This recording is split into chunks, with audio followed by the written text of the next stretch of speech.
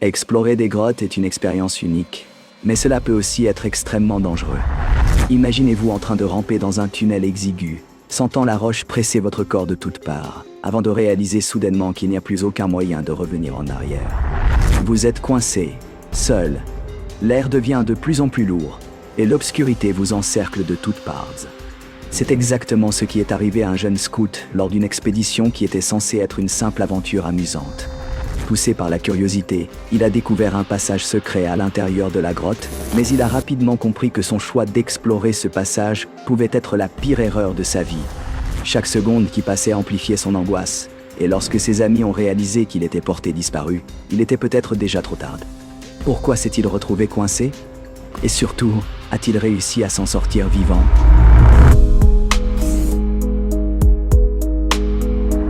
Bienvenue sur Abysseur. Prenez un café, installez-vous confortablement et préparez-vous, car aujourd'hui, nous allons découvrir une nouvelle histoire d'exploration de grottes qui a tourné au cauchemar.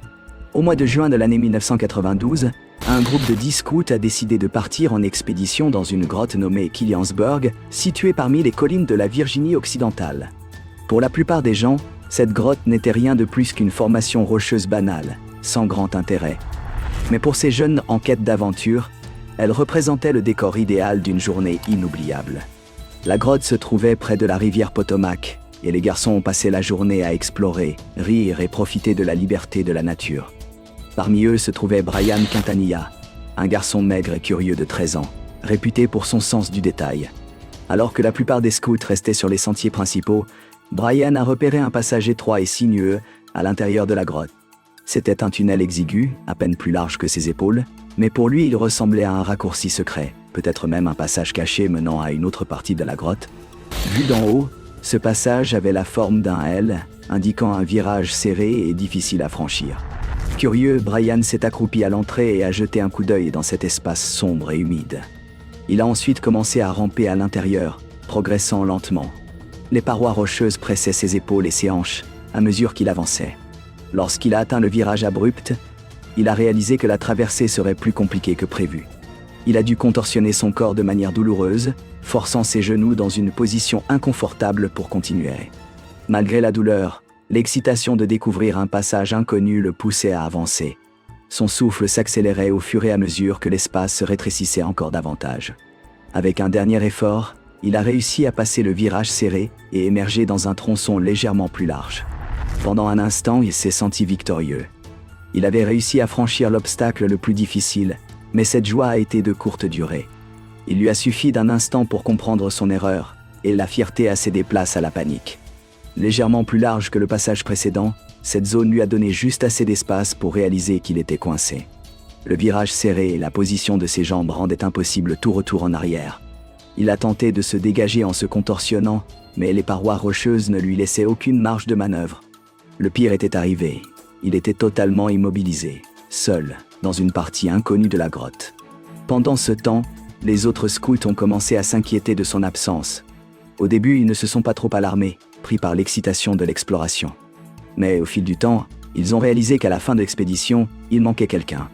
L'inquiétude a grandi, et le groupe s'est mis à l'appeler par son nom en repassant par les endroits où ils étaient déjà passés. Aucun d'eux n'avait remarqué le passage étroit qu'il avait emprunté. Brian a entendu les voix de ses amis qui l'appelaient, et il a rassemblé ses forces pour tenter de répondre. Mais sa position inconfortable rendait sa voix faible et étouffée. Ses cris de détresse étaient à peine audibles. Enfin, l'un des scouts a capté un son, une voix tremblante, empreinte de peur.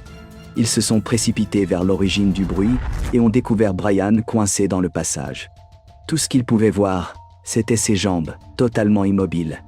Personne ne comprenait exactement comment il s'était retrouvé dans cette situation, car aucun d'eux n'avait remarqué ce tunnel auparavant.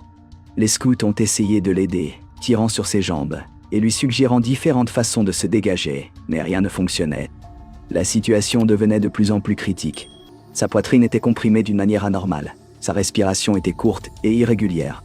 La courbure du passage forçait ses genoux vers l'arrière dans une position extrêmement douloureuse, envoyant des vagues de douleur à chaque tentative de mouvement. L'étroitesse de l'espace empirait les choses, le rendant étourdi et nauséeux, avec un sentiment croissant d'impuissance. Le temps passait, mais la roche ne cédait pas, et la douleur devenait insupportable.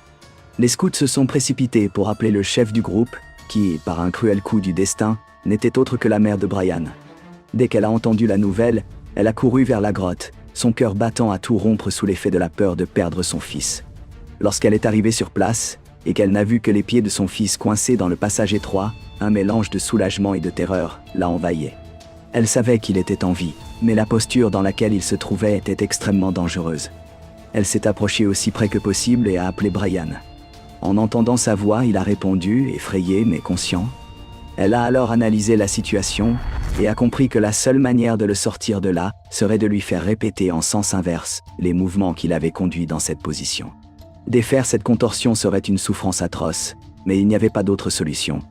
La mère de Brian a tenté de l'apaiser et lui a expliqué ce qu'il devait faire. Mais le garçon s'est mis à pleurer, envahi par la panique. L'idée de revivre cette douleur était effrayante. Pourtant, sa mère ne lui a laissé aucune alternative. Elle a fermement saisi ses jambes et lui a dit qu'il était temps de bouger. Le cri de Brian a résonné dans toute la grotte, chargé de douleur et de détresse. Chaque centimètre parcouru faisait frotter sa peau contre la roche, tandis que la position extrême de ses genoux provoquait une douleur insupportable. Dehors, les autres scouts étaient figés, incapables de faire quoi que ce soit à part écouter les hurlements de leur ami.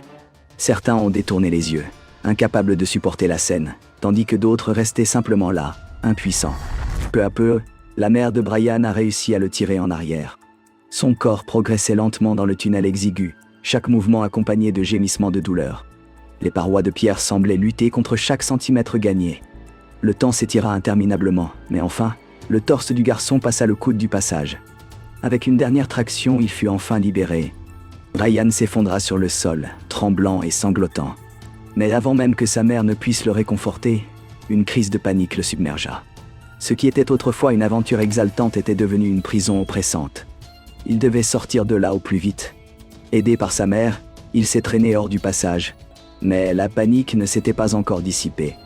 L'obscurité et l'exiguïté de la grotte faisaient s'accélérer sa respiration, rendant impossible tout apaisement. Ses amis se sont regroupés autour de lui, le soutenant, tentant de l'aider à avancer vers la sortie. Lorsqu'il émergea enfin de la grotte, l'air frais caressa son visage et il s'écroula sur l'herbe, inspirant à plein poumon comme s'il renaissait. La lumière du soleil était presque aveuglante après tant de temps passé dans l'obscurité. Sa mère est sortie juste après lui, épuisée, les mains meurtries et en sang. Le groupe s'est rassemblé autour de Brian, mais personne ne trouva de mots à dire. Ce qu'ils venaient de vivre resterait gravé à jamais dans leur mémoire. Dans les jours qui suivirent, les blessures physiques de Brian guérirent, mais les cicatrices émotionnelles mettraient bien plus de temps à disparaître. Comme vous pouvez le constater, la plupart des accidents impliquant des adolescents ou des enfants se produisent en raison d'un manque de supervision parentale lors des explorations. Si j'avais un enfant et que je l'emmenais dans une expédition de ce genre, je ne le quitterais pas des yeux une seule seconde. Mais au final, avez-vous déjà remercié le ciel que l'exploration de grottes soit une activité totalement optionnelle? Si vous avez apprécié cette vidéo, vous aimerez également celle qui apparaît à l'écran, où nous relatons une autre histoire tragique ayant eu lieu dans une grotte. Merci du fond du cœur à tous ceux qui suivent la chaîne, et à la prochaine vidéo.